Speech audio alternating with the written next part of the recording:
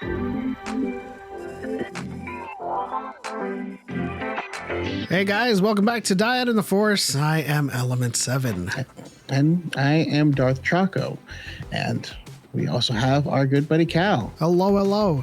Thanks for joining us on this week's doubleheader, Identity Crisis and Point of No Return. Last week, we got a very special return appearance from Asajj Ventress. We didn't get too much of an explanation in terms of how she's making her return. We did get one line that hinted at it and some symbolatry in the episode itself. So we'll have to see where they go from here, whether or not Asajj has some gas left in terms of making a return to the Bad Batch, whether she is involved in the larger picture and the conclusion. I feel like when you asked if she has gas left, my mind went straight to Merrick when he got cut and was just a fart in a suit. So that's... I did immediately go to farting too. And that's because I'm a child, but you know. We're going back to Tantus to check on things just based off the thumbnails alone. Maybe not a revelation of an identity, but we might get to see our shadow clone again, or our bug eyes as we've been calling them, and the clock is winding down. Hemlock's constant pursuit of Omega is going to start to give her fellow lady clone in there some pause, have the scales fall from her eyes, and realize that she is not a doctor, she is a prisoner. I mean, I think the days now that Omega is gone are going to be very dreary, because she was like a bright light in their dim existence. I don't think I have anything as far as like speculation is concerned. For me, it's more of I have questions that I want answers to. Yeah. I want to know more about her. I want to know more about like what she's about, because she said she's a clone. Do we believe that? Do we not?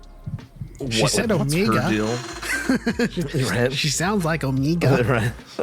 I don't know. Like I feel like there's more to be told there, and then obviously with bug eyes and stuff like that. And I just think that there's a lot of directions that can take it. I'm gonna see some of the Sith, sprinkling a little dark side on things. I want to feel that.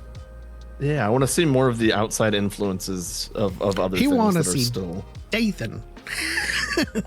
Before we get into the reaction, do us a favor and hit the like button, subscribe, and turn on notifications so you know when we post new videos. Let's get into Identity Crisis. Identity Crisis. Does that mean like we have a clone of Tech, or does that mean Choco's right and he has no memory of his identity?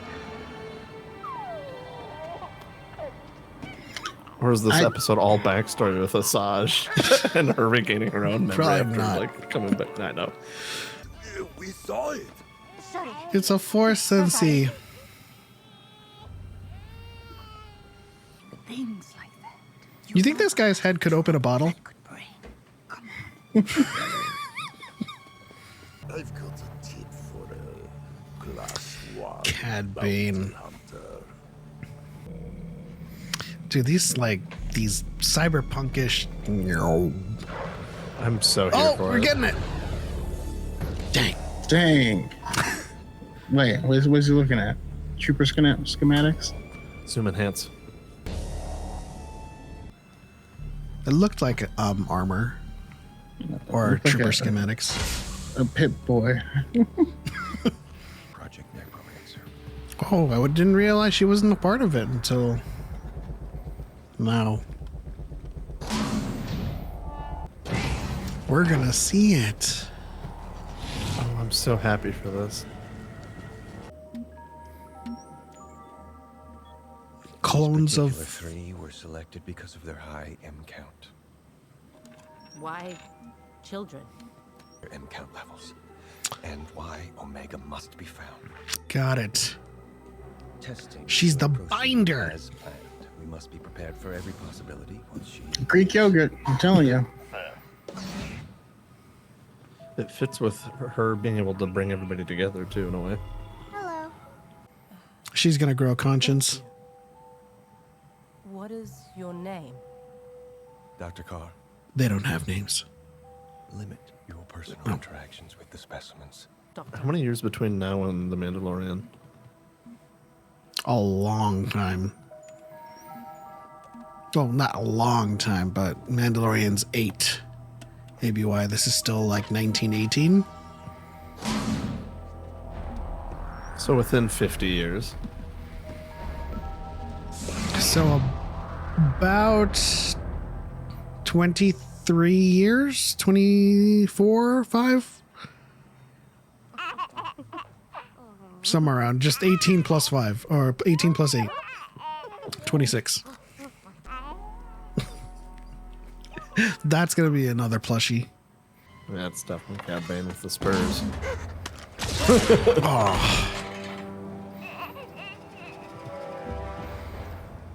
Baby, don't cry. You got to keep your head up even when the road gets hot. Never give up, baby, don't cry.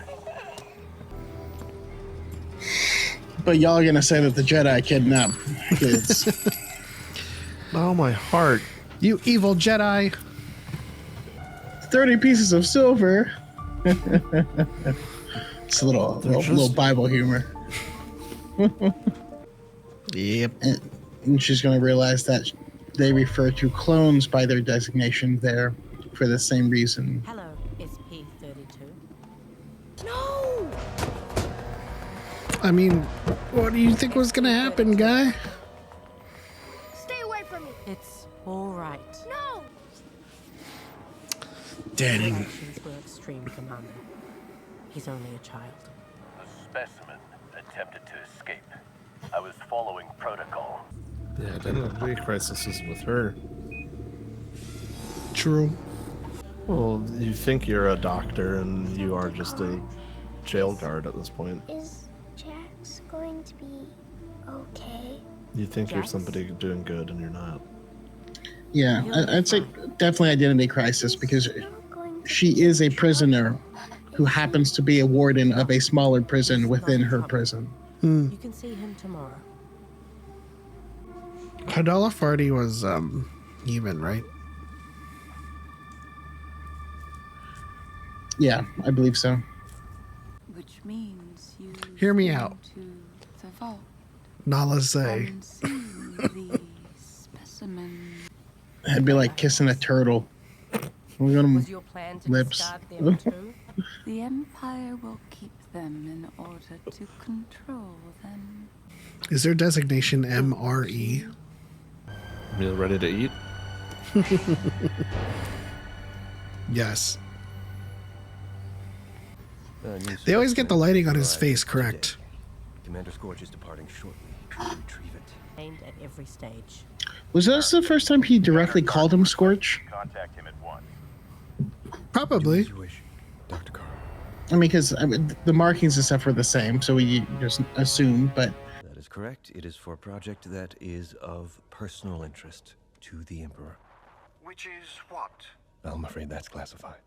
Or for you, Doctor? It's strange hearing somebody else say it's classified to Tarkin. Right? kill Tarkin. I require an update. It's just a USB-C ship. Is that my charity? Toto, bring out the kid. He's like, eh. Da-da.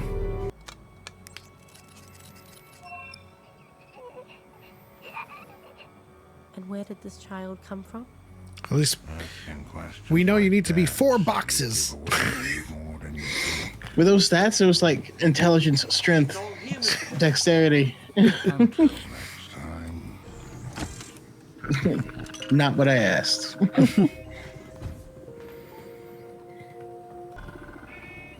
It sounds like a robot from Mass Effect. Only people like Hemlock would be able to be in there and just... Feel nothing. Yeah.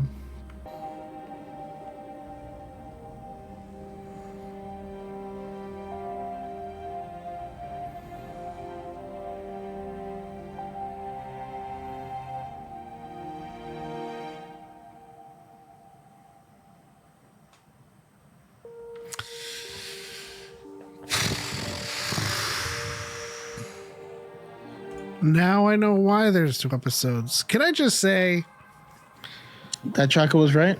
Heyo. I love the fact that, and they need to do this more for Star Wars projects.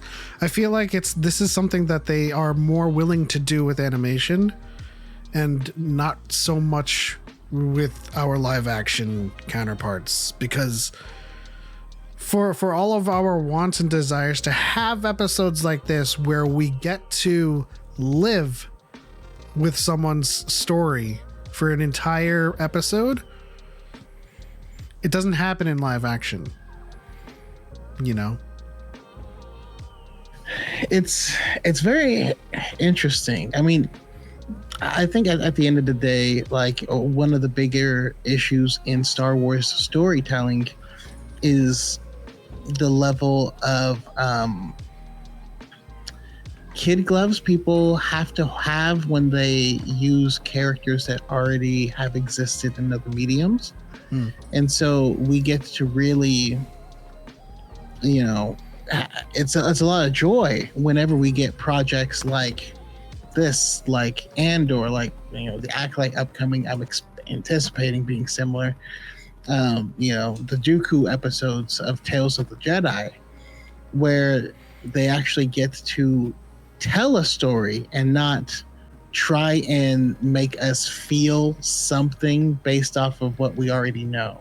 I think that's why I'm such a fan of Rebels, is like you can take your time and you can have isolated characters that are in a way detached enough to where you get to really absorb their full story. I mean, and more so than the stories themselves, it's just the ability to kind of slow down, take a breath, and have an episode where we literally got the last like 5 to 10 minutes of the episode was silence, intimacy, emotion of just her going through the motions, and we get to have that because these episodes, we have like 15 of these episodes. But I feel like the largest flaw, in addition to what Choco has said in terms of like the live action storytelling, is they've always hamstrung themselves with how much real estate they need to tell the story, because we need episodes like this where we live with these moments like fully, instead of zipping around the galaxy. I'm genuinely still like super giddy that it's 2 episodes. And you know, as part of the doubleheader, the second episode is gonna have something to be like, until next time on Dragon Ball Z. Previously on the X-Men.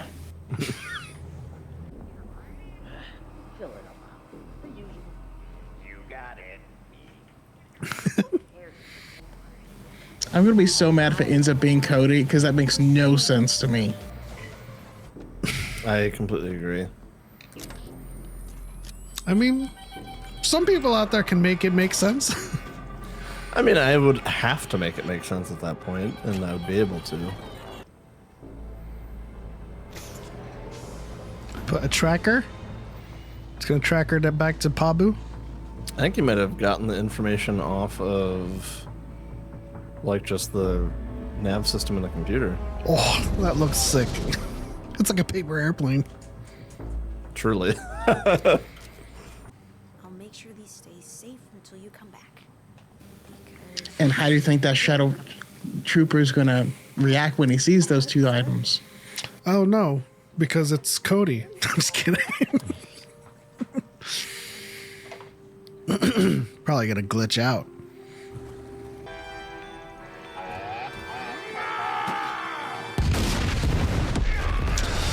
Oh. They lost the Marauder. Whose ship are they going to use now? Is Asajj? Mox and Stack, take Reka to ships. Everyone, cut to cover!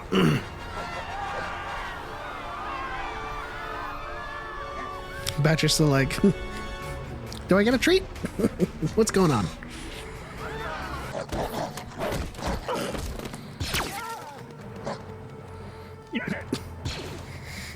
At least we know the TKs can't shoot. The people here are innocent. The other side of that argument is they take her and still destroy the village. Then you never should have come here in the first place. Scan her for tracking devices. Gosh, I can't get over this soundtrack, dude. It's so good. Can you even imagine trying to swim in full armor? The backpack? No, because every game makes us Drown. I'm surprised the brine didn't get him.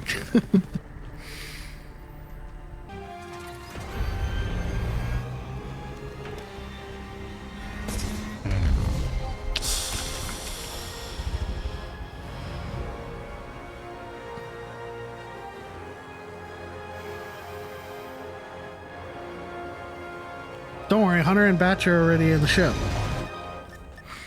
Because he swam up on the cove. Returning to base.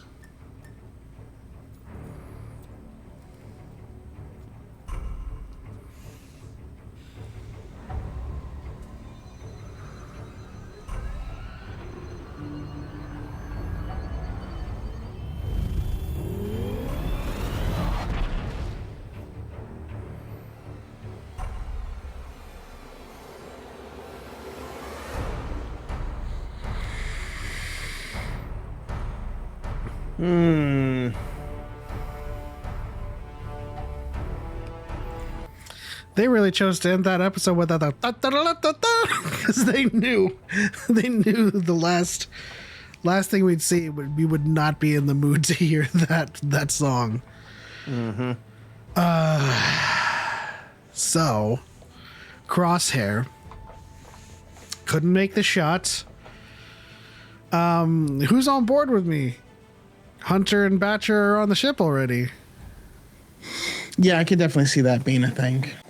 Also, I can also potentially see Omega having the ability to like hardwire some sort of ping or something like that into the system itself. I wonder what the plan was. There could be several possibilities, have 2 trackers on you because you know that the stormtroopers are just going to scan for the first one. Take that away. Now, that being said, we haven't seen the stuff from the trailer where they're in the tank driving on the cliff and all that stuff. Yeah, that was Wrecker, Hunter, and Crosshair. Yeah, we haven't seen that yet, and that's the crew that is left. So that could also be what they need to gain the intel to get to Tantus as well.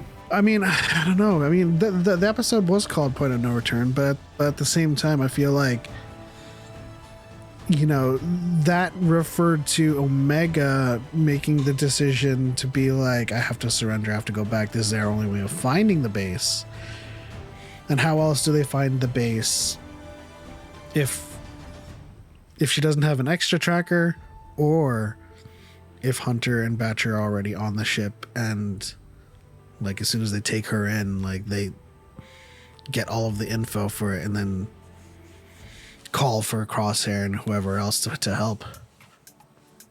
Yeah, I think it has to be one of those two. Otherwise, I'm going to be pretty frustrated because it just feels like we're back to the beginning of the season. Mm-hmm. Because if she's back on Tantus and they have no way of knowing where it is or how to get there, then it's like, okay, so we're no different than really where we started, except Crosshair's out. Also, Emerie is different as well. Sure, so, yes. It's not to say that nothing has happened, but it's just, I get what you're saying. It seems hopefully like... you can see the drip of the sink again. That's all I want. The seepage. Well, you know what? This actually brings us back to something that Choco was talking about in the beginning of our reaction series, which is Crosshair escapes, but Omega is left behind. So now we're in a situation where Crosshair is not there, but Omega is brought back and she's a prisoner again. Well, 2 episodes, a lot happened, even though not a lot was shown. We got a full episode with Emerie getting access to the Project Necromancer vault with some specimens, some key specimens, according to Hemlock, which are basically just Sensi kids. And then we finally got to the episode where Pabu is no longer a safe haven and Omega is taken again. What are we looking forward to in the next couple of episodes? Is there still room for Ventress to come in and help them a little bit? Is Fennec gonna help?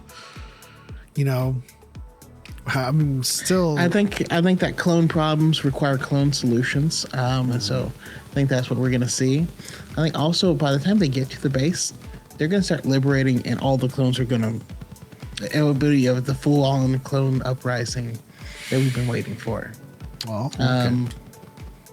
I had a thought when Emerie was walking into the vault that I did not want to voice.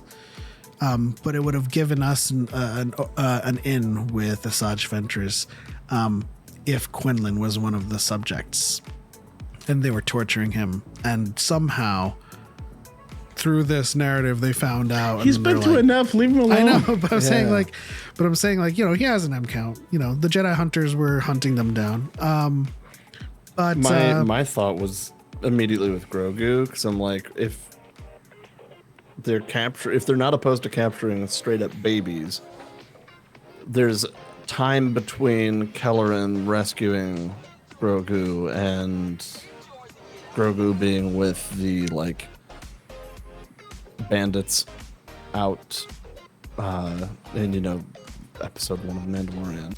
I just know that a certain part of me was like, perhaps Quinlan is one of the subjects, and by the time the uprising happens on Tantus, Ventress is part of the cavalry, and she shows up. She's like, "Give me back my Quinlan." Well, that'll do it for this reaction to the Bad Batch 110 to 111, or sorry, 310, 311. Identity Crisis and Point of No Return. If you like this reaction, don't forget to like it and subscribe for more videos. Hit the bell icon to turn on notifications. On to the next one. For life. We are all Batcher in some cases. And it really doesn't make sense to have Cody there. I get it. You like Cody, but he doesn't have